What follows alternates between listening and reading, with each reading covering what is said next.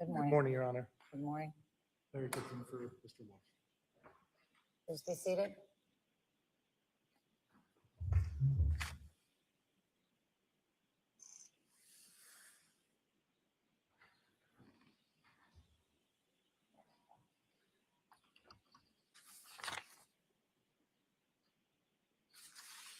All right, I have two motions up here, one from each of you, and I'll address those in a minute. You are unmuted. So let me start by, excuse me, taking a drink of water. Let me start by listing what the court has reviewed in preparation for this sentencing to make sure that everything you think that I have reviewed, I have in fact received and reviewed. So I've received the parties' sentencing memos. That comprises one sentencing memo submitted, I think, yesterday or the day before, late in the day before, from the Commonwealth. The defense has provided a sentencing memo along with a supplement that I received this morning. I think that was filed yesterday after the close of the business day. I also have received various victim impact statements in writing, to include victim impact statement on behalf of the three minor children from the Department of Children and Family Services, DCF. I've also received victim impact statements written from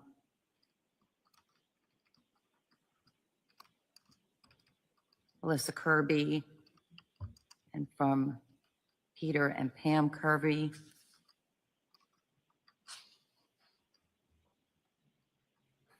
And I sought out and shared with the parties and have reviewed various sentencing commission information, as well as guideline calculation from probation, as well as Mr. Walsh's carry and triple I, which I'll talk about in a little bit.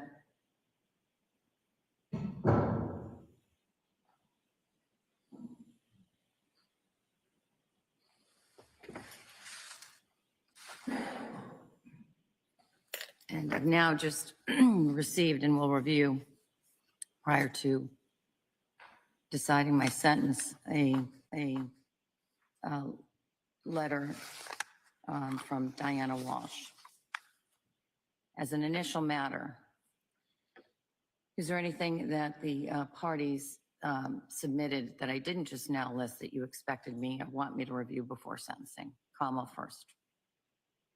Your Honor, there will be a victim impact statement given by Anna's sister, Alexandra Dimitrich, and she's prepared to give that to the court. Okay, but as far as written materials, any other written materials that you are hoping me to review before I impose sentence? No other written materials, and I just want to note that FTR is not on at this point in time, and I don't know if the court needs that on. I know we have a court reporter and we're in good hands, but sometimes we've been running both. All right, I thank you for pointing that out. We do, when we have the court reporter, that is the primary method of memorializing the events, but always good to have a backup, and I see that Madam Clerk has put it on now. For the defense, are there any other written materials that you wish the court to review? You have everything. All right, let me just take a moment to review this letter.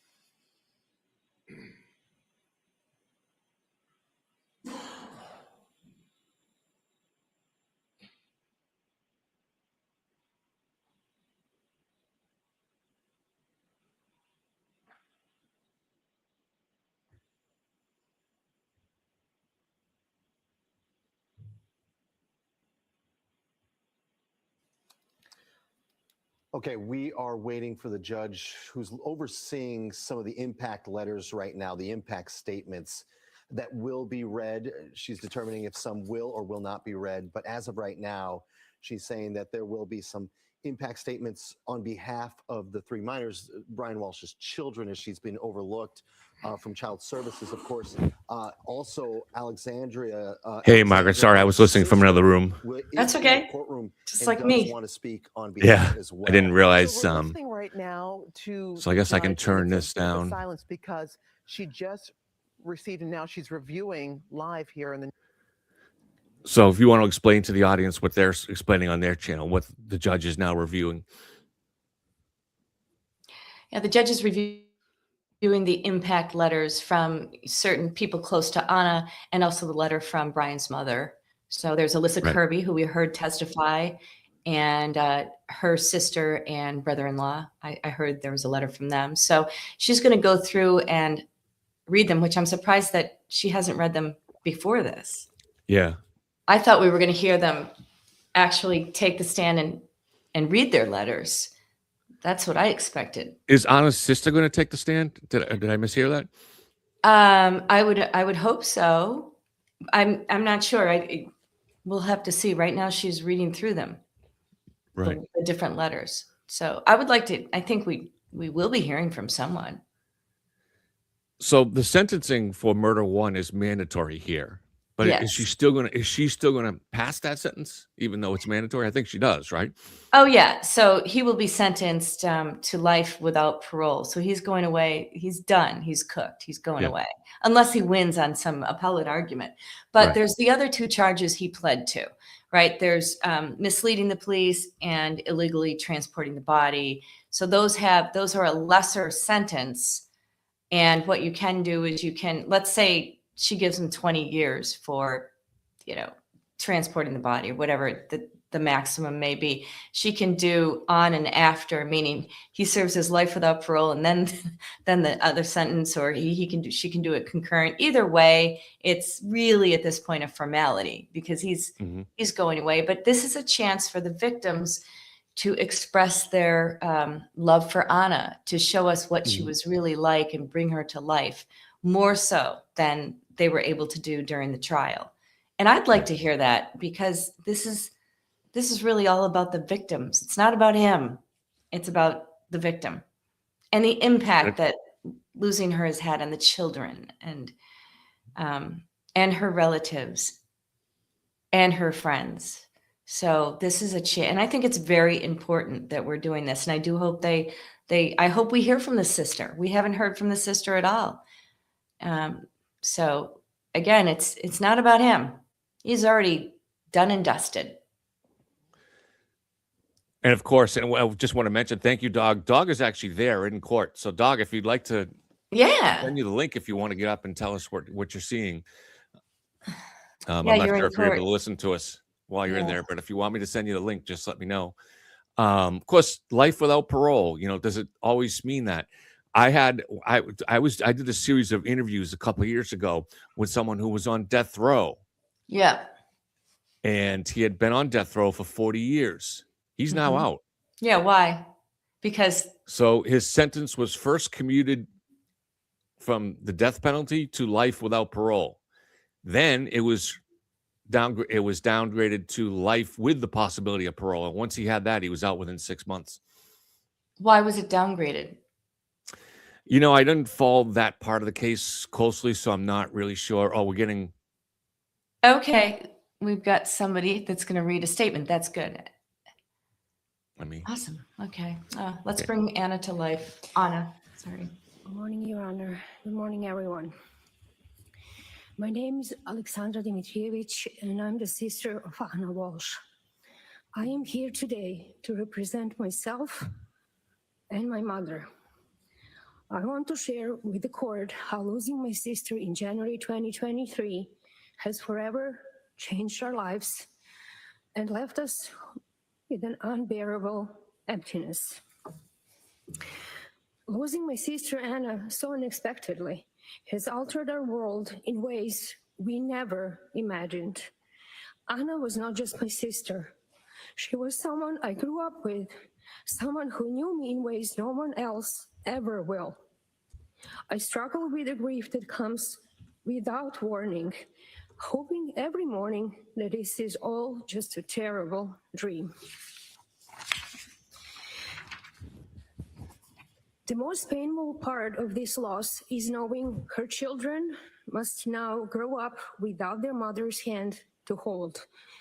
They now face a lifetime of milestones, big and small, where her absence will be deeply and painfully felt. This tragedy has also devastated my mother. She has developed severe depression and chronic exhaustion. Every single day, she carries the weight of losing her daughter. Our entire family is still learning how to live with this emptiness. Holidays and birthdays are now silent reminders of her absence. Because of the circumstances of my sister's death, we were denied the opportunity to say a final goodbye and to observe our customs, adding a layer of profound, unfinished grief to our loss. Anna was a mother, a daughter, a sister, and a friend. Her life was unfairly taken. We miss her beyond words. While we recognize that no sentence can bring her back, we ask the court to consider the permanent, long-lasting impact this loss has had on our family, especially her children. We stand in agreement with the Commonwealth and their recommendations. Finally, I would like to extend our deepest gratitude to the investigators, the Commonwealth's office, and everyone who has worked tirelessly on this case. Your dedication to seeking justice for my sister has provided our family with a sense of support during our darkest hours. Your Honor, thank you for allowing me the opportunity to share the full weight of this incomprehensible act. Anna will never be forgotten. We will carry her light and her memory with us forever. Thank you, Your Honor. Thank you. Thank you. Yes. Thank you. Yes. Sorry.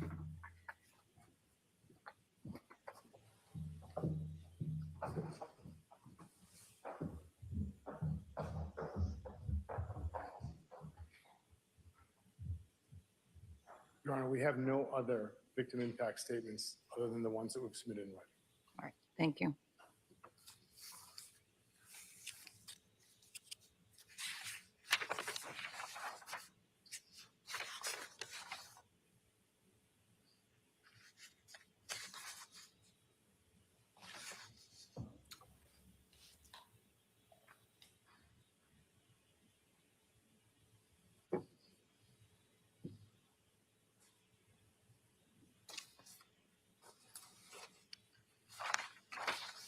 All right. I have read the Commonwealth sentencing recommendation, the written recommendation, but I'll have you state it on the record. Thank you, Your Honor. The Commonwealth is requesting that the defendant be sentenced to a series of consecutive sentences on the charges to run from and after his federal case in which he received a sentence of 37 months in February of 2024. The first charge that the Commonwealth would seek an incarceration component on is count 003, and that the defendant be sentenced to 2.5 to 3 years. The second charge would be that he, on the misleading 002, to run from and after 003, that he receive a sentence of 18 to 20 years. And that the third charge, the murder, and the first degree, that the defendant be sentenced to life without the possibility of parole to run from and after 003 and 002. And Your Honor, if I may be heard in our argument. Please. Thank you, Your Honor. When you look at the facts of these three charges, each one calls for a harsh penalty. If you look at the illegal conveyance of a body, the defendant did not just The person that he illegally conveyed was his wife and the mother of his 3 children. And he did it by removing her remains from the family home and placing them in buckets, in garbage bags, in dumpsters around the Commonwealth. He denied, as you just heard, her family the opportunity to have any customs or burial. There is no grave, there is no memorial. And he did this all in an effort to destroy evidence. On the misleading component, Your Honor, while we do mention the potential of probation, we put that in there only as data so that you understand the efforts that went in to trying to find Anna based on the defendant's series of lies. These lies were all done in an effort to cover up his crime and destroy evidence. We're also, while we put in that, we are not seeking a probation sentence, but we put it in there so the court, if it wanted to contemplate one, understood there was an option to do it that would prevent the defendant potentially from trying to profit from this. So the only mechanism for me, as I see it anyway, the only mechanism for me under the restrictions of state law, Yes, Your Honor. it's an either-or situation. That is, either I incarcerate him for an additional period of time, either concurrent or consecutive, or I put him on probation following the life sentence, or maybe it even starts today. But the only way that restitution can be achieved on count 2 is through a probationary sentence. So I don't think there's any other mechanism for me doing that. So I don't know how you achieve that goal if without a probationary sentence and mandating it as a condition of probation. And so I wanted the Commonwealth to be clear with me. You're making note of it in passing, but you are not asking me to put him on a probationary sentence. Is that correct? We are not, Your Honor. It is data that you can use in order to determine the scope of his lies in which the police relied on them. And you can see the costs that went into investigating the disappearance of Anna Walshe, but we are not asking for probation on this matter. And the same question with regard to the issue of restitution that I heard rumblings of yesterday. Yes, Your Honor. Same result? Same result. It is, again, it's data for you in determining your sentence, but we are not asking for it. All right, just wanted to be clear on that. Thank you, Your Honor. And then on the murder, again, this was the murder of his wife and the mother of his 3 children. And the cover-up of this murder, Your Honor, deserves some analysis. If you look at the first internet search, which occurred at approximately 4:52 a.m. on the 1st, how to dispose of a body, and how they evolve into eventually 11:24 a.m., how to dispose of body parts after a murder, it appears the defendant at this point in time is committed to getting rid of evidence of the crime. And it leads to the shopping sprees later on that night at Lowe's and CVS and Stop and Shop. However, if you look at the internet searches on the second, how to dismember a body, and is a hacksaw the best tool to dismember a body? It's a reasonable inference he hasn't started the action yet. And it results in the second shopping spree to Home Depot that afternoon, which means that Anna Walshe has been dead in that basement for over 24 hours. The same home his children are in, the same home the babysitter's at, the same home his mother has come to visit. And in the evening between the 2nd and the 3rd is when the dismemberment occurs. And on the 3rd, we see him going to dumpsters, getting rid of the remains.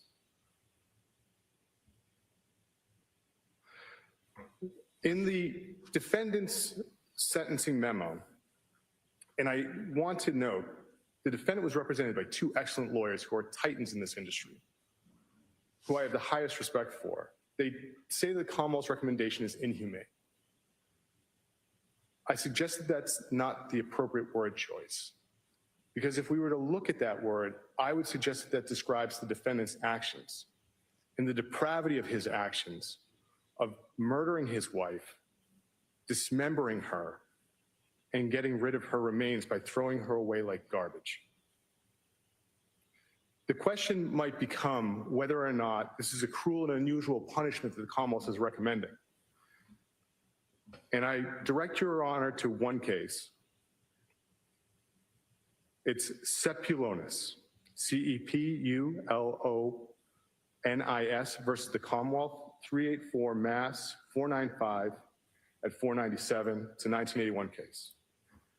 To reach the level of cruel and unusual punishment, the punishment must be so disproportionate to the crime that it shocks the conscience and offends the notion of human dignity. I don't know if that's possible in this case, Your Honor, because human dignity was completely offended by the defendant's actions and how he treated his wife, how he disposed of her, and how he robbed her family and friends of the opportunity to bury her. There is no death certificate. The church will not allow a funeral to go on at this point in time. We are working on trying to work with the ME's office to see if we can get a death certificate to issue now based on the conviction and based on the plea. And when I looked behind me after the closing arguments, I realized that was the closest thing that those people had come to a wake, because they never got together to mourn her. And that happened 3 years later. So the Commonwealth does make a punishment that we recommend to you. We recognize it's harsh, but we think it's appropriate based on the facts. And I appreciate your time, Your Honor. Thank you. Thank you. I'll hear from the defense. With respect to the first-degree murder conviction, although we made it clear from our memorandum that we do object to a life without parole sentence based on state and U.S. constitutional grounds based on the Eighth Amendment, we understand the court has no discretion. With respect to indictments 2 and 3, you do. I think inhumane is the right word, respectfully. To sentence someone to prison posthumously to send a message is humane. It's dehumanizing him. Regardless of what happened in this courtroom, regardless of the convictions, regardless of what anyone believes about this person, he is a human. He is a father, he is a son, and he has been a friend to many. The life sentence is mandatory, but to do consecutive sentences, I think is inappropriate and is inhumane. Anytime there is a death, a murder, a loss of life, it is horrible, whether it's a loved one or a stranger. And the legislature has provided, regardless of our disagreement, that a life sentence without parole is mandatory. But that does not negate that he is a human being. And I don't think sentencing him to on and after time is appropriate. Just because you can doesn't mean you should. What he was convicted of were atrocious acts. We've heard from her family, we've heard from her friends. Their pain is unimaginable, and I'm not demeaning that, but I have the opportunity to speak for Brian today. And I'm asking the court to sentence him in line with the guidelines and with the purpose of sentencing. Punishment, justice, prevention of future crimes, consecutive sentences, that's excessive and it doesn't meet those needs. So I'd ask the court to adopt the defendant's sentencing recommendation.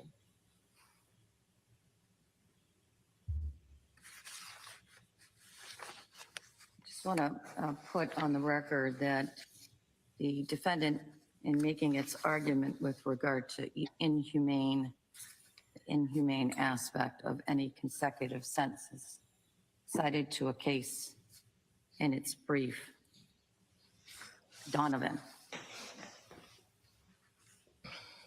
Donovan does not apply to this case. As an initial matter, Donovan related to a larceny involving a single act that resulted in 7 different victims being victimized. The SJC, that was, I think, a 1985 case. The appellate courts in Massachusetts have long since distinguished Donovan, even in the case of larcenies, which is not the case that's before me, to recognize that even Donovan relates only to a single act case and not one with one purpose. As you could argue, there was one purpose here. but more than one discrete offense. So I'm not persuaded by the logic of Donovan,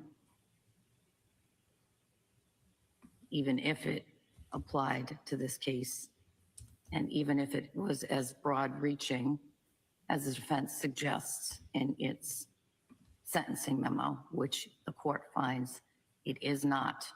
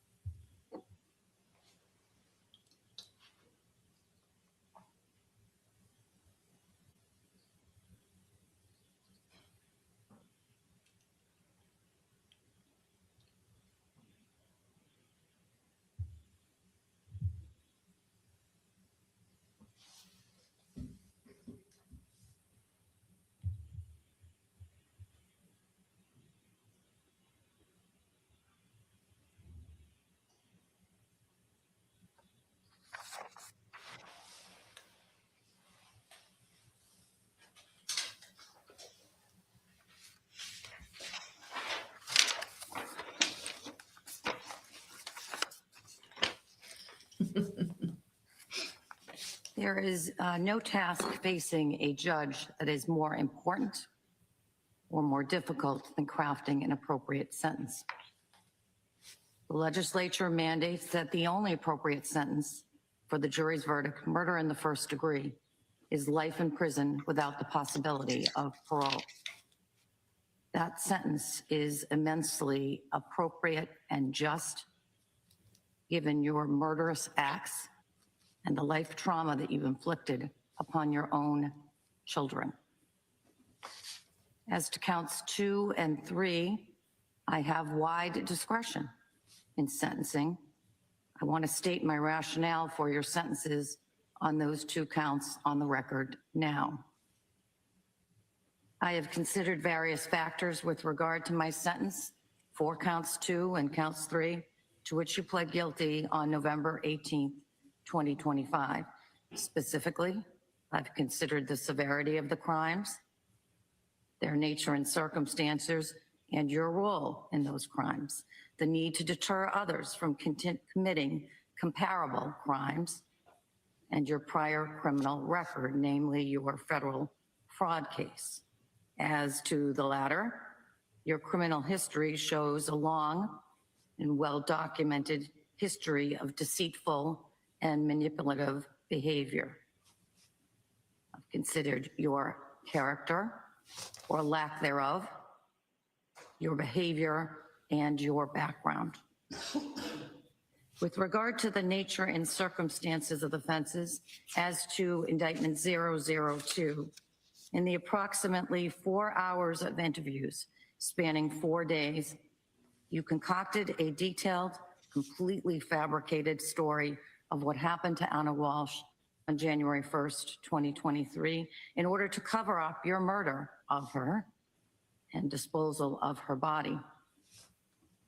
Your lies triggered a multi-day, extensive missing persons investigation. A command center was set up in Cohasset and was manned by various law enforcement, to include the Cohasset Police Department and the Massachusetts State Police. And local and Massachusetts resources were deployed to Washington, D.C. to investigate at Anna's home. Because of your lies, thousands of hours of investigative resources were wasted and diverted from other deserving cases and investigations. As to the nature and circumstances of count 3, the improper disposal of Anna Walsh's body. The seriousness of your acts cannot be overstated. Your acts in dismembering your wife's body and disposing of her remains in multiple area dumpsters can only be described as barbaric and incomprehensible. You had no regard for the lifelong mental harm that your criminal acts inflicted on your then 2, 4, and 6-year-old sons, not only in taking their mother, but also, as is specific to this charge, in never being able to properly grieve that loss, to say goodbye to their mom. And I hear today the same is equally true of a sister who never was able to say a proper goodbye to her sister, a mother who never was able to say a proper goodbye to her daughter, and many friends who had the same loss. As to indictments 2 and 3, I have considered the sentencing guidelines, the aggravating factors. There are no mitigating factors in this case. And I also sought out and considered information from the Massachusetts Sentencing Commission, again, which I shared with the parties earlier this week, in particular sentencings in 2022 and 2023 of defendants who were convicted of murder and or voluntary manslaughter, along with a Chapter 268, Section 13B conviction. This is not a guideline case. Finally, as to the first-degree murder conviction, I have considered the loss of the life of an innocent, remarkable woman, Anna Walshe, and its devastating impact on her children as relayed to me in the letter from DCF, her family as relayed to me in her sister's victim impact statement today, friends in their victim impact statements in the community. In the trial testimony of Jem Mutlu and Alyssa Kirby, a little bit of Anna Walshe, her warm, powerful, and embracing spirit came to life in this historic courtroom. I have carefully listened to the moving victim impact statement, to the oral written sentencing arguments made by the Commonwealth and by Mr. Walshe. It's clear to me that Anna was a bright light in the lives of many people. She lifted people up. I am sure that nothing I say and no sentence I can impose, even a life sentence, will lessen the grief that Anna Walsh's family, her mother, sister, and 3 boys, extended like family, confidants, friends, and others have endured and will continue to endure. Although I consider the letter of Diana Walshe, I simply cannot reconcile the person Diana Walshe describes in her letter with the person who stands before me for sentence. Mr. Walshe, you can stand. Mr. Walshe, you will live with the guilt and burden of Anna Walsh's death for the rest of your life. As to count 1, the jury having convicted you of murder in the first degree, I sentence you to life in prison without the possibility of parole. As to indictment 2, lying to the police in connection with the investigation of a life felony, I sentence you to no less than 19 years, no more than 20 years, the statutory maximum, in prison to be served consecutive to the life sentence in 001. The legislature caps the maximum sentence for the improper disposal of a body at 3 years in state prison. As to indictment 003, the improper disposal of the body of your wife, Anna Walshe, I sentence you to no less than 2 years, 364 days, and no more than 3 years in state prison to run consecutive to the sentences in 001 and 002. I want to make one other notation with regard to the sentences that I'm giving today. Earlier in this case, I identified that there was an error in Mr. Walsh's triple I. That error persists to today. Specifically, so the record is clear, as I understand Mr. Walsh's prior federal sentence, he was sentenced to 37 months in federal prison. That sentence was to run concurrent with any state sentence that was given in this case. This morning, I asked probation to run his triple I again, and it is still incorrect. It is showing a 5-year probationary sentence. At my direction, the probation department in the last month, or perhaps a little bit longer, contacted the federal probation office in Boston to correct what I think is an obvious error in his triple I. It has not been corrected, and it stands still today as showing 5 years of probation as the sentence. To the extent that confuses anything in my sentencing, I want the record to reflect that, again, it's my understanding he was sentenced to 37 months in federal prison to run concurrent with this sentence that I'm now imposing today.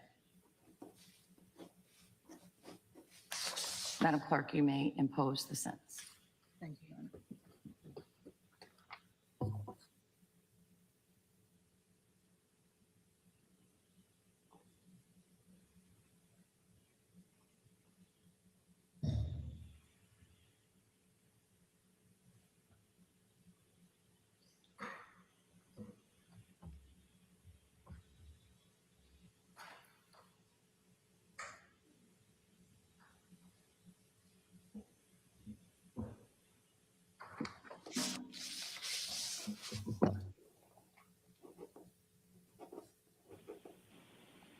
Mr. Walsh, a jury having returned a guilty verdict on charge 1, murder in the first degree, you were sentenced to the state prison for the term of your natural life.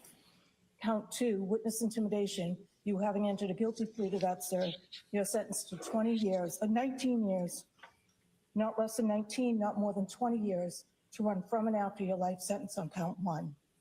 On count 3, improper disposal of a body, you're sentenced to not less than 2 years and 364 days and not more than 3 years to run from and after the sentence on count 2. You will receive 1,076 days credit for time deemed served while awaiting the disposition of this matter. All fees and fines in this matter are waived. You're all set, Mr. Walsh. Thank you. Thank you, counsel.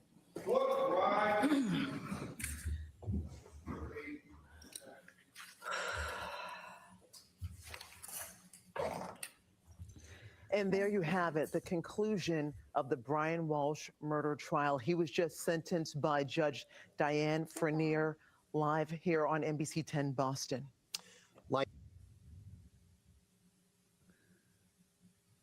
Okay, Margaret, have you seen the jurors? A juror came forward with comments about the deliberation process, and she said, I believe, that there was substantial debate between murder 1 and murder 2. Have you seen that? I have not. Yeah. I'll have to. Where was that so I can go watch it today? I don't know, because someone was telling me about it, so I should Oh, I should have asked for the source. I'll find out later for you. yeah, I'd like to see Uh, that. That's very, very interesting. I'm surprised. Let's Okay. check YouTube. I wish we knew, because I would like to discuss that. Maybe we could have her on, Kevin. But in the meantime, I thought that I really like this Judge Frenier. What she did, if people don't understand the difference between consecutive and concurrent, I'll explain that. So first of all, we know he's got to go away for life without the possibility of parole. So after he dies, he will be serving in hell a sentence of, let's see, I wrote it down for indictment number 2, lying to police, 19 to 20 years maximum. All right. So he serves that in hell. Then he serves another, after he serves that, he serves another 2 to 3 years. So it's called consecutive sentences. And it's kind of weird to hear it this way because we know he's life without parole. But let's say somebody, let's take that off the table just for me to explain it a little bit better. So let's say somebody is serving 20 years for a robbery, okay? And they get a 20-year sentence, but there's 2 other indictments, right?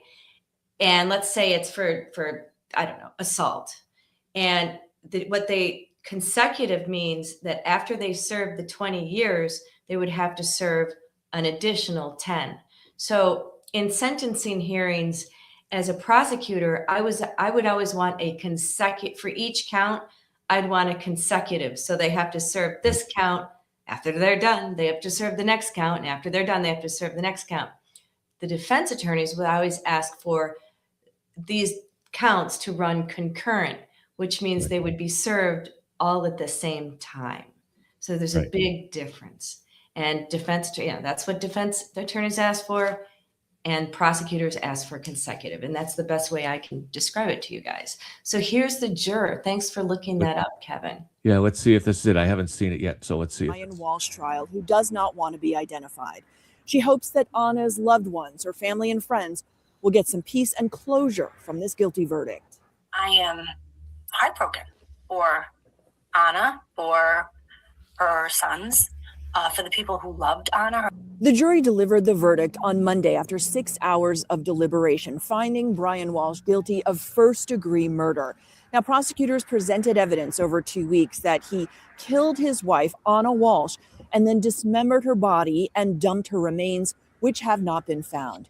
Walsh's defense team says that Walshe found Anna dead in bed and that she suffered a sudden unexplained death, but that is an argument that this jury did not believe. His story about that she had sudden death in bed and he panicked and got rid of her body.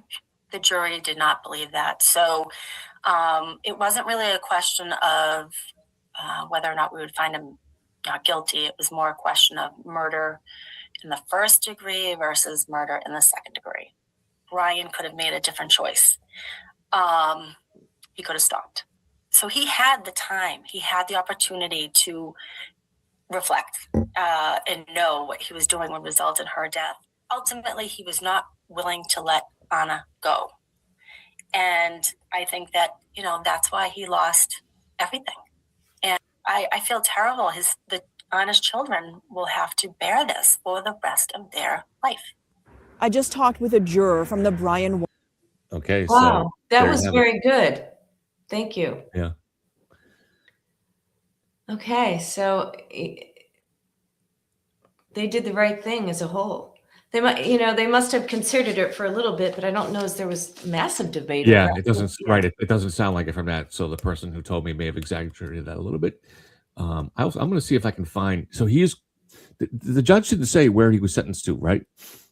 Oh, he's probably going to go to Cedar Junction, and that's in Walpole. Remember the old Walpole?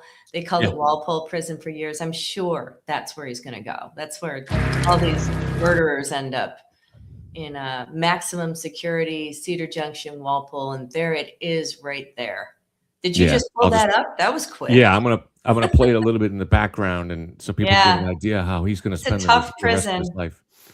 So I wonder how long he'll last. He was already stabbed once in prison. He will not be in general population right away. And correct me if I'm wrong, anybody, but he'll be for a while. He'll be solid. But when he gets into general population, it'll be interesting to see what happens to him. I mean, first degree murderers are in Walpole. That's where most of them are.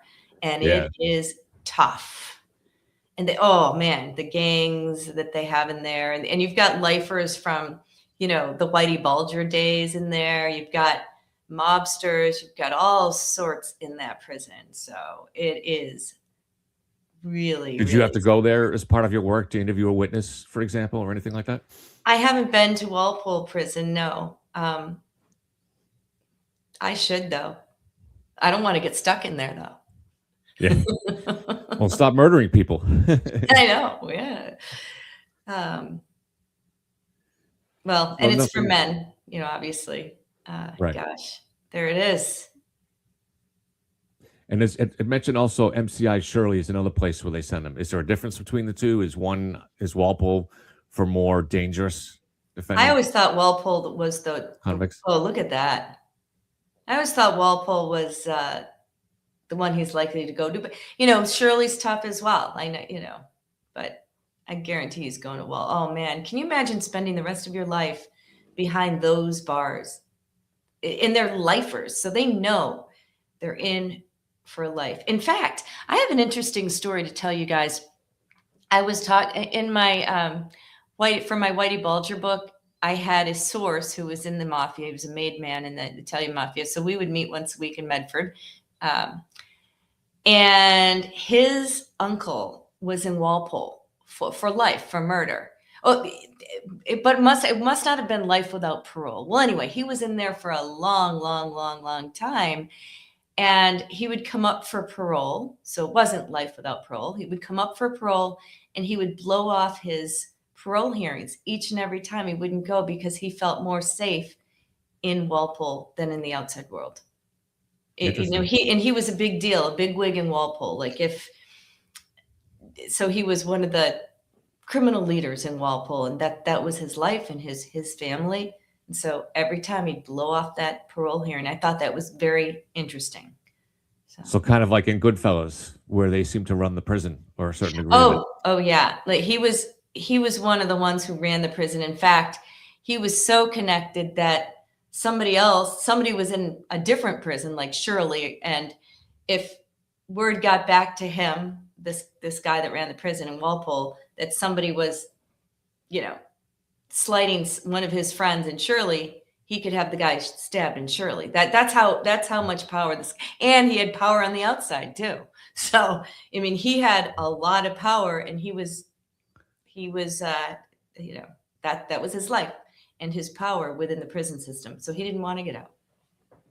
So former Judge Jack Lew and Margaret's colleague and friend from it's NBC closing. 10, That's right. and he's wondering if maybe he'll begin his sentence in federal prison.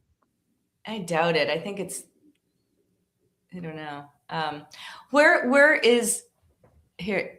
Yeah, the Mass Department decides where he serves after the initial. Right. Yeah, now it's called Sousa Baranowski Correctional Center. They have phased. Yeah, Cedar Junk. It's not called Cedar Junk. So it was Walpole for as long as, I still call it Walpole, but so I know they keep let's put changing it the this names way, of he'll things. It's be getting with harder. the worst of the worst. What? Yeah. Yeah, he's No, they keep changing the names of things. It becomes impossible to track, Maybe that's what they want. I don't know, Jack. The only thing I'd say about that is I know Judge Frenair seemed to be she seemed to be disappointed in the federal system because they still have him on a probationary. They have him on probation instead of serving time, and so the federal system seems to be screwed up a little bit. So I imagine he would go right to serving his state sentence in the state prison. The feds can't get it right, according to this judge, if you read between the lines or you listened between the lines. Margaret, we need to get Carol and Jack on to debate this.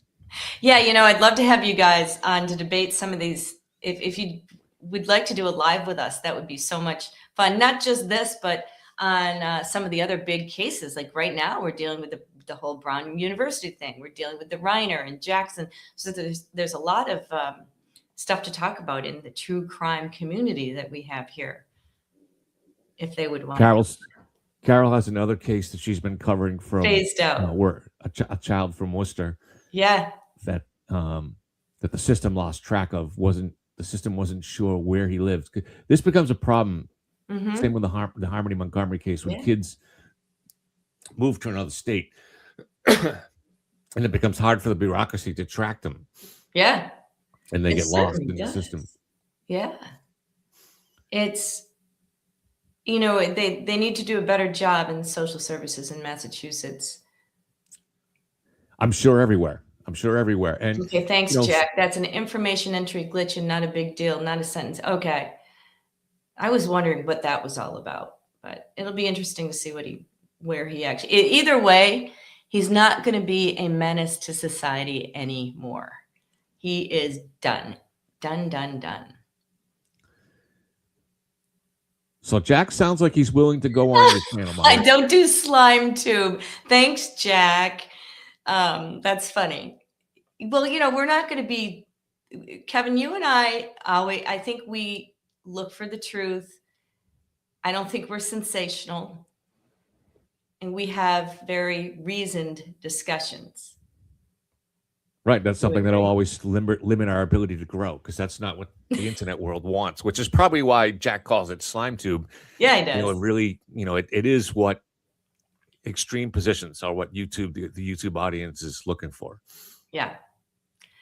And I appreciate your insight, Jack. I was on, Jack did a podcast with me, and I have to go do my podcast on Walsh.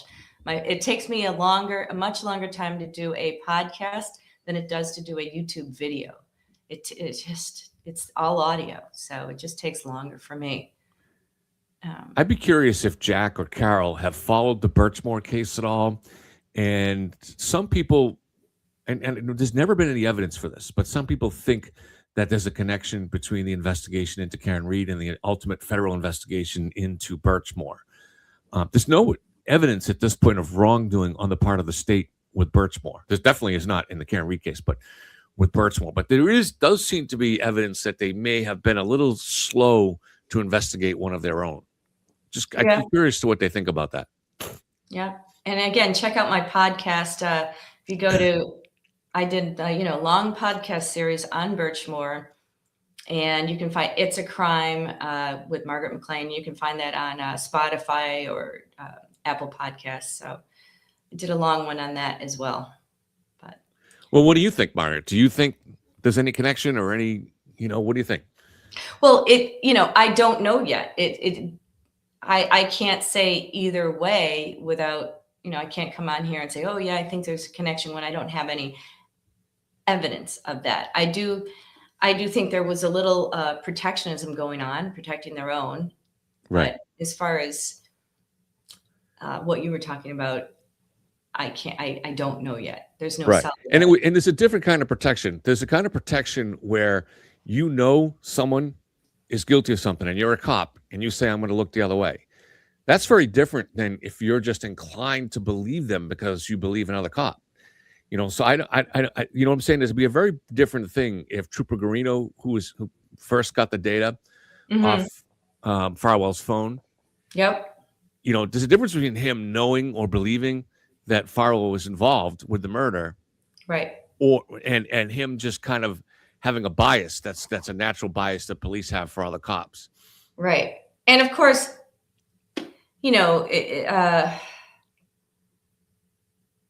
before they accuse somebody or arrest somebody, they really have to make sure they have a solid investigation. Look what just happened in the Brown University case with the multiple persons of interest. So they have to make sure, because it's a big allegation, right? Yeah. And there's been no charges against anybody from the feds against the state. Right. No indication of corruption. So at this point, they don't seem to have any evidence of it, right? But people in the public, and perhaps to some degree, understandably, wonder, how much of this was on the level of the investigation. So, right. Farwell may be going here too. God knows. Look at that. Yeah. Look at that. This is a really great clip, Kevin. Thank you for sharing. Yeah, to spend the rest of your life in that situation. And it's just it looks so gray and dismal. Oh. When I would do the shows with the death row inmate that used to be on my show, he's got a phone and he can call every 15. He can call as many as he wants, but each call is limited to 15 minutes, and there's constant interruptions where they're saying the calls be monitored. But you can hear him in the background. You can hear the other prisoners, and you can tell he's ducked into a corner. Even though this is a big guy in great shape, he's ducked into a corner to try to be safe. Yeah. You know? And he's super alert to everything. His name is Bill Noguera. You can get stabbed. Yeah, you have to be alert there. And there's just so much. My my mob guy that I had as my source, he made, when he was in prison, he was in jail for a little while, not Walpole, but he made, it's crazy. He made great sauce. Like he was Italian. He made really good sauce, and he was able to make it from various things that he would get in the, what's it called? The canteen. And he would trade. I mean, a lot of trade goes on. So he would trade things for the sauce, and, he was famous for that. I don't know. It's just a different culture in there, One time I was literally in Dunkin' Donuts, just sitting there having a coffee a few years ago. And this guy that was in there talking to a couple of lawyers was obviously a prison guard. And he was saying how that on Christmas Day, the whole prison, I don't know which prison this was, but the whole prison smelled like turkeys, because somehow these guys managed to smuggle in turkeys and cook them inside the prison. What the heck? How the heck would they do that? I don't know. They have like little, it depends on good behavior and all that, but he obviously was entitled to have I don't know what it was, a little crock pot or something in his cell. I don't know. Right. But yeah, that's good behavior. And that's a big deal to be able to have that and cook your own things. The U.S. has more people per 100,000 population serving. Wow. A lot of crime. Of course, I'm a tough on crime person. Yeah, and the person that I had him, Bill Noguera, when I had him on my show, I didn't expect him to ever get out of jail, and I never campaigned for that. And he never said that he was innocent of the crimes, and I never said that he was innocent of the crimes.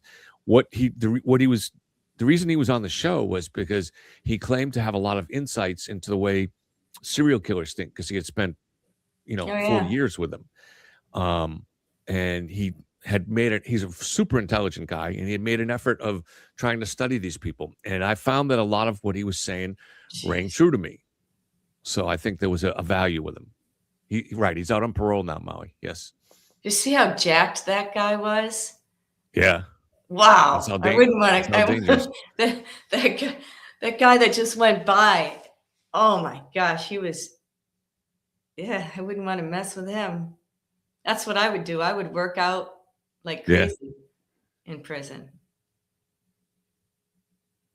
Well, definitely for a guy, and for somebody who has a little bit of claustrophobia like me. I mean, being in all these confined areas is particularly difficult to watch.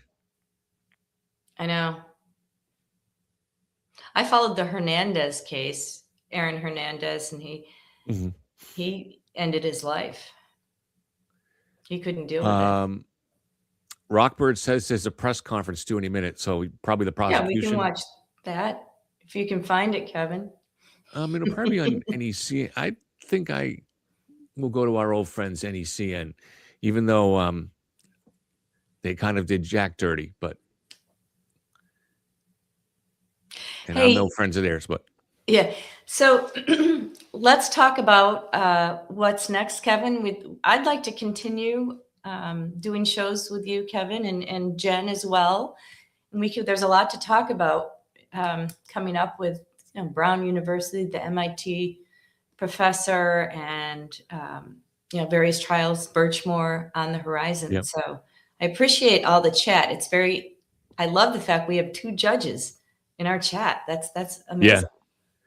Yeah. We have very intelligent chat. Obviously, it's unique to have two judges, but even the other people are all educated, and they keep us informed. And especially when you cover the trial, it's hard we can't see every second of it. But collectively, we've managed to see all of it. So Maui's been wonderful. She picks up on everything. We miss something, she picks up on it. Yeah, I just ask her. Yeah, no, she's great. Thank you so much. Of course, I have on the NECN. I'm not sure if I would think that they would go live if there's a. You think? if there's a press conference, I don't would know. think so. Yeah. Yeah. Well, right now somebody they're in only chat on might the. be able to find it. Right now they're only showing Jenna and friends. Oh, well, yeah. Okay. They may not go live with it. But if they want, maybe nobody will. Maybe we'll just have to see it later on in the news. Yeah. Yeah, so no, I'm looking forward to doing more shows, and Me too. it's definitely, it's good that we've slowly grown our experts too. We have a DNA expert, we have a forensic data expert in here. So, the more experts we can grow, the more, we can. Intelligent discussions we can have. Yeah, absolutely. So I'm open to wherever people want to take this. We have the group, it's a matter of focusing it and deciding how we want to direct it. Yeah. Yeah. Do you have anything coming up on your channel you want to tell people about? Yeah. I'm going to be posting a long form YouTube video on the Brown investigation and the missteps and how it can impact the trial later on. So that's what I'm working on. I'll get that up today. I do have to go on NBC 10 to talk about the sentencing tonight. So I will be having to go to Newton. So hopefully I'll get my other thing posted. I'm going to try to 7 o'clock tonight for people that want to see you. Yeah. 7 o'clock on NBC on NECN. No, it's not anything. It's NBC 10. NBC 10. Yeah. NBC 10. All right. NBC 10. So I enjoy going in there and doing the little round table discussion. So this will be the last one, obviously, on Walsh. Yeah. Yeah. What's the next big case in Massachusetts coming up? I mean, Birchmore's a while away. Well, oh gosh, we were just talking about that the other night because I asked the NBC people what they're covering. Well, there's the one where there's one where the Andover police officer was shot, right? North Andover, yeah. North Andover. When's that one coming up? I don't know. And then that would be an interesting one. We want to know what happened there, Yeah. And then there's also that houseboat murder in Charlestown. But what's going to be covered? Like what is actually where are we going to have cameras in the courtroom? That's the key for us to live stream.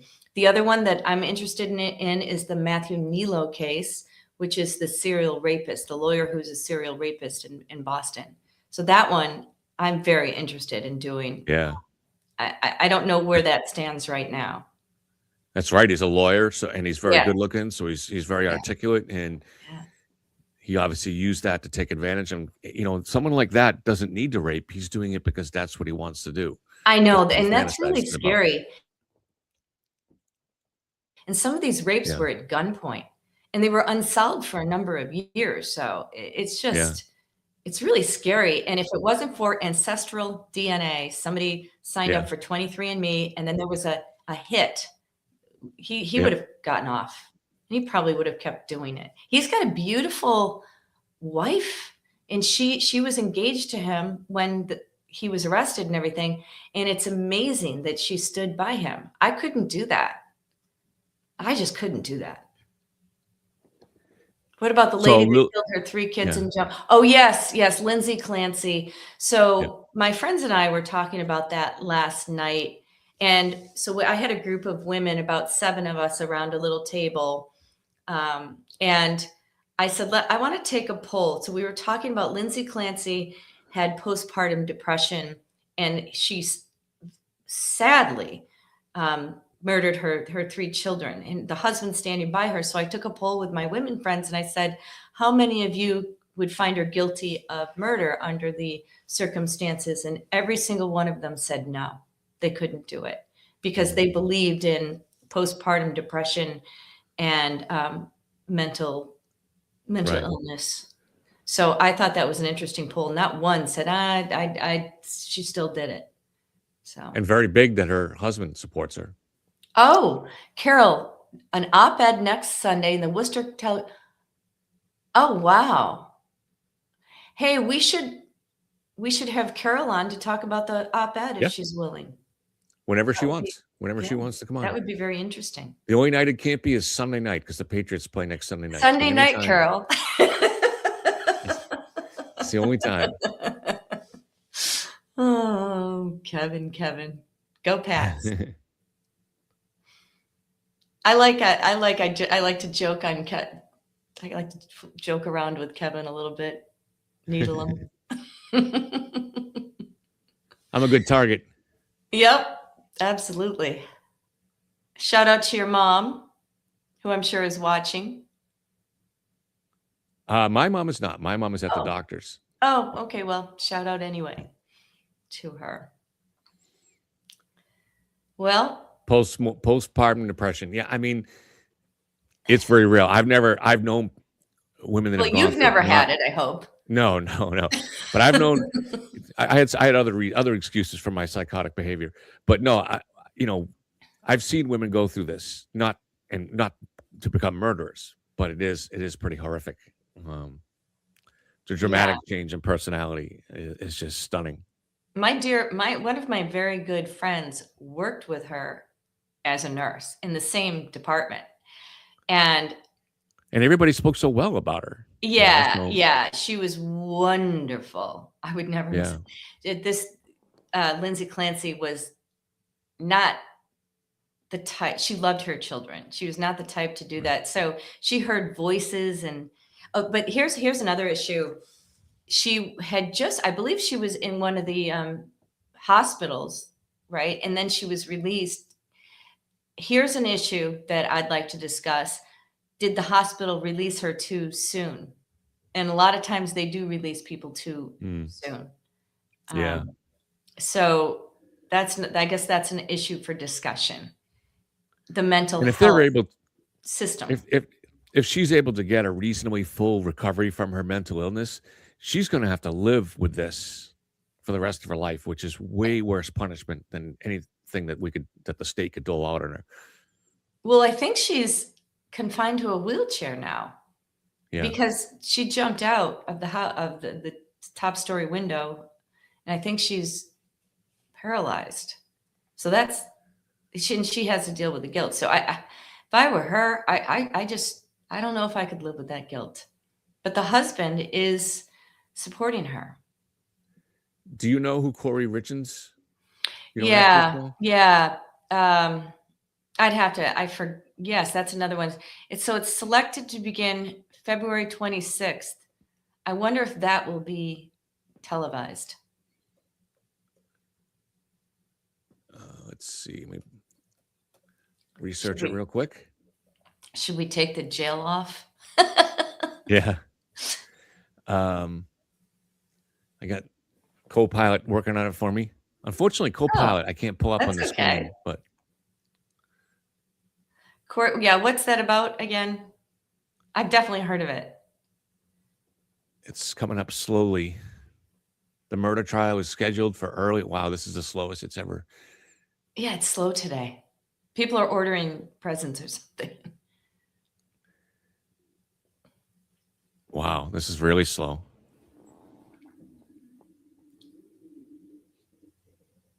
I don't know if it's my internet or just the Copilot is slow. Well, mine was slow today. My email, I couldn't jump on the StreamYard link. My email wouldn't go, which is so weird. Yeah. And so I don't know. Well, these AIs are running, they're getting overwhelmed and they don't have the compute ability. They're trying to rapidly get up these data centers so they can do it, but there could be a problem on their end. All right. She remains in Summit County Jail after repeated denials of bail.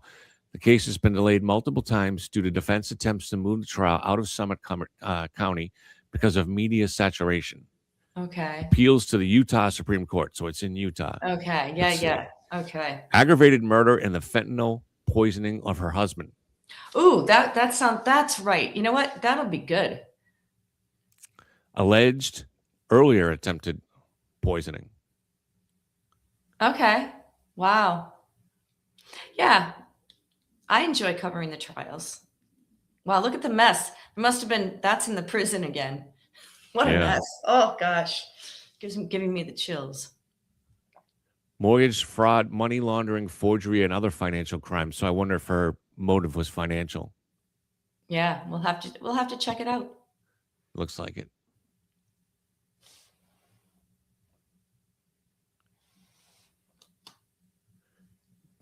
Carol said, she did an interview with Kerry Kavanaugh on Boston 25 2 nights ago on my upcoming request for a DOJ civil rights complaint against Massachusetts on behalf of murdered disabled children.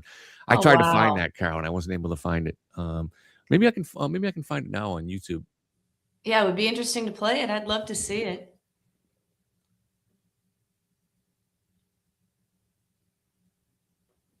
Carol, you're doing wonderful work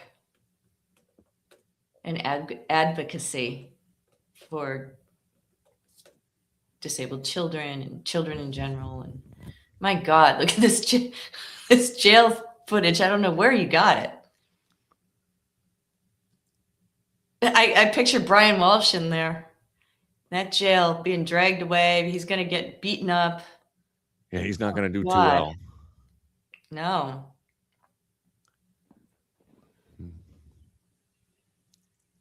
There's a bunch of stories that come up with Carol where she's done interviews, but I haven't found the one yet from Fox 25. It's because Carol is very prominent. Yeah, you are, Carol. That's awesome. So, well, we can just talk about some of those things. Yeah. Oh, I just got an email. And definitely the state of mental health, because that also goes to Nick Reiner. And so mental health is something that there's so many people suffering, and I don't think there's enough services for these people. It's tough to get beds. A lot of them end up on the streets. And Carol, drug addicted. Sorry, Carol, if you could do me a favor. She texted me the story, but if you could do me a favor and email it, because I'm having trouble. I have to get this on my laptop in order to be able to play it for people. So send it to my email. When I'm hitting the link, it's not really working. It's going to Twitter. I don't know. It's tough. You're in the driver's seat. At least it's not me, Kevin. Yeah. Send it to my email, Carol. You got my email, so.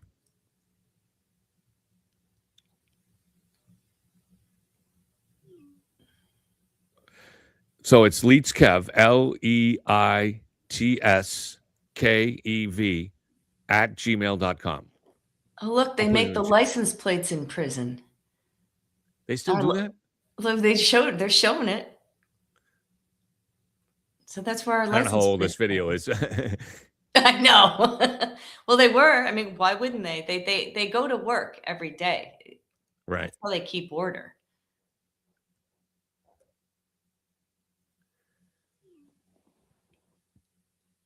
Carol, I put it up on the screen, but it's in chat if you want to see it there too. But it's Leitskev, LEITSKEV @gmail.com.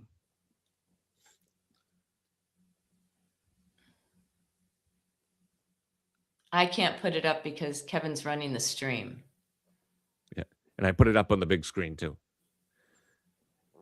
So I make my email public. So if anybody has something they want to reach out to me about, as long as it's civil, and then I always take up the conversation with them.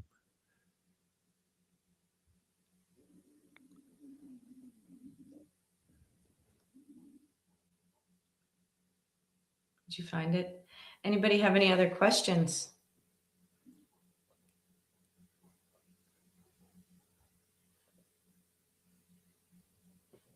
I'm just waiting for Carol to email it. Yeah. Put it up right away. So tell us more about anybody who missed tell us more about your AI interview for anybody that missed it. Kevin. My AI, for the guy so I interviewed somebody this past Saturday who is a scientist, a PhD scientist at MIT, working with a group that they design open use software, open source software, meaning that it's free for research companies, drug companies, anyone to use. Their software is used to develop to design proteins at the molecular level that are used for drug development. And so it was a really good interview with him. And Oh, yeah. we're going to reach it may be 10 or 15 years down the road, but eventually we're going to reach a point where when you have a disease, a serious disease, anything, you're going to go into the doctor's office and they're going to take a biopsy of it and they'll find out exactly what your disease is. And they will design a protein and a drug cocktail that is specific for you. And that's, so that means there'll be no side effects or very minimal side effects. But right now it's already useful. They'll be able to design drugs that are specific to a particular cancer type, for instance. Mm-hmm. So like, for instance, in my case, a subset of lung cancer. So Right. this stuff is going to be extreme. AI has some nightmare scenarios. I don't know. Do you feel worried about the nightmare scenarios, Margaret? Taking everybody's jobs or robots taking over the world? I never really did. I thought that was all science fiction, but now, as we're getting closer, maybe it's possible. I don't know. I get a little worried about that stuff. Yeah. But I'm not worried every day, but I think about it, every once in a while. Gee, how are we going to get to the point where it becomes dangerous? I don't know.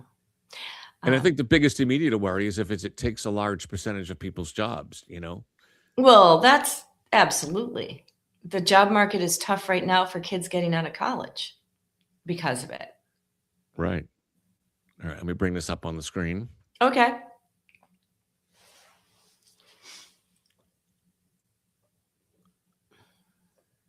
We're done with our prison experience for the day. Yeah.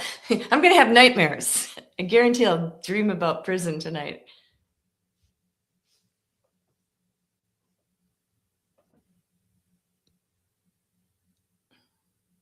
Steps left a young girl in a home with her father, who's now indicted for her murder.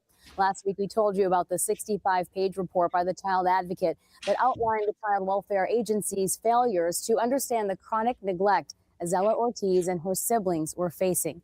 Workers also closed out the family's case, believing the family had left the state despite not connecting with the family for more than 100 days.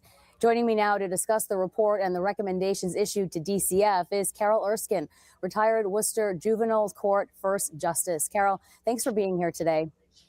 Thanks for having me. And you are going further than calling for policy recommendations. You're calling for a federal investigation into DCF. That's correct. I'm asking for a similar investigation to that which was conducted 5 years ago in Massachusetts that resulted in a settlement agreement between the state of Massachusetts and the Department of Justice for discriminatory practices by DCF related to parents with disabilities. I'm simply asking the Department of Justice to issue a new investigation to see whether or not the same discriminatory practices are happening with children across the Commonwealth. The Child Advocate noted that DCF was involved with the family of Azella Ortiz for 3 years and 8 months. And during that time, there was no improvement within the family or their situation. In fact, the advocate said that circumstances got worse. So what does that say about the agency's policy when dealing with these types of cases? Well, I think what it says about the policy is that they're ignoring increasing levels of risk during the period of time that they were involved. The initial risk was a low risk, and then 2 years later, it was a medium risk. And then a year after that, it was the safety risk was the highest level that the department has. Yet still, there were no interventions and no follow-up with the recommendations for treatment. So it's not surprising that the situation deteriorated to tragic consequences. You believe that there are similarities between Azella's case and that of Harmony Montgomery. That was the little girl who was placed in the custody of her father in New Hampshire, and he is now convicted of her murder. The Child Advocate told me she does not believe these cases to be similar. Well, these two tragedies actually are strikingly similar in that they highlight repeated DCF failures. In Harmony's case, the Department of Children and Families, according to the OCA, miscalculated the risk associated with her father. In Azella Ortiz's case, the OCA indicates that the department once again miscalculated the risk this time regarding the family circumstances. They knew in both cases that these children had disabilities and required specialized services. And in both cases, neither child received the services that they should have received under the Americans with Disabilities Act. They're very similar. We want to remind people that Azella and a sibling were nonverbal, and Harmony Montgomery suffered vision impairments. And as you said, neither of those needs were met for any of those children. Carol Erskine, retired juvenile justice, we appreciate your time and insight, and keep us posted if you get any update on your calls for an investigation. That was excellent. I'm going to bring on the Maui. Thank you. The court TV is apparently covering the press conference. It hasn't started Carol, yet. that was excellent, and I feel for those children. I mean, come on, Yeah. get it together, state.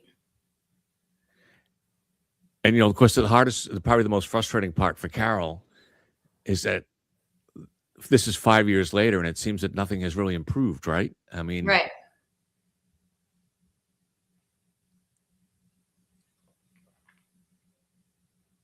Looks like they're coming out now for the press They're conference. so vulnerable, those children. Yeah. Well, maybe they're just leaving. Yeah.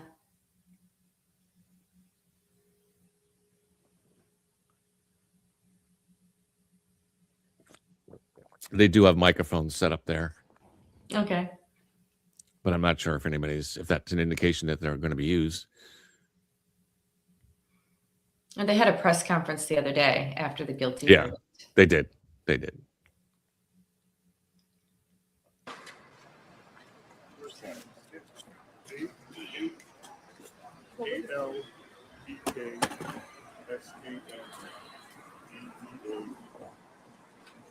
The last name is D-I-M-I-T-R-I-J-E-B-I-C.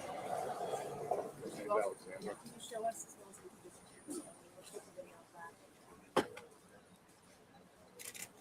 Who's this? Don't know. Thank you so much. Just some guy outside the court. I guess, but they were asking his name. I wondered if he was a juror or something. Sometimes jurors come back. Is this the pronunciation of Alexandra? Said it on the stand. I couldn't. I'm sitting where I couldn't hear. No problem.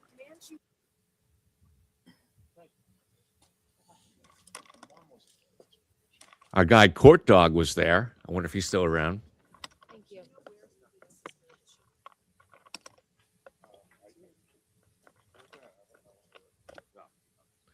Okay. So I think we can probably wrap this up, Margaret. What do you think? Yeah, I don't think we're going to learn much from the press conference. It would have been interesting. I mean, the only thing I'm thinking is sometimes maybe a juror showed up for sentencing, which if I were a juror on that case, I would have, there's Bob Ward, I would have showed up. Mm-hmm. I don't know. It seems like the press is just standing around. Yeah. A lot of media out there, though. Yeah. Get a sense of it there.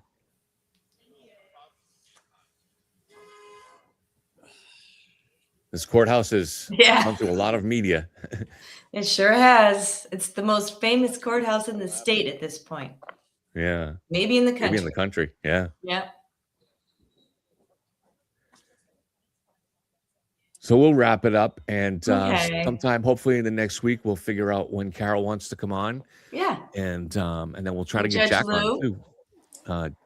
Jack was, for me, like one of the main reasons to watch NBC 10. He was very. I entertaining. know. Jack was great on it's that. cool. I was on with him once. Yeah. So. Okay. All right, Well, Margaret. you, Thank you very much for everybody. being here. So it's a Yeah. crime with Margaret McLean, and this is Yellow Cottage Tales. Please, if you're from either audience, reach out and give us a subscribe. We're working hard for that. It doesn't Yeah. cost you anything to subscribe. Yeah, I'm almost at 1,000. So. You're gonna get there, Yeah, like 12 away, something like that. right? Seriously. All right. Have a good day, everybody. Stay All warm. right. Thank you.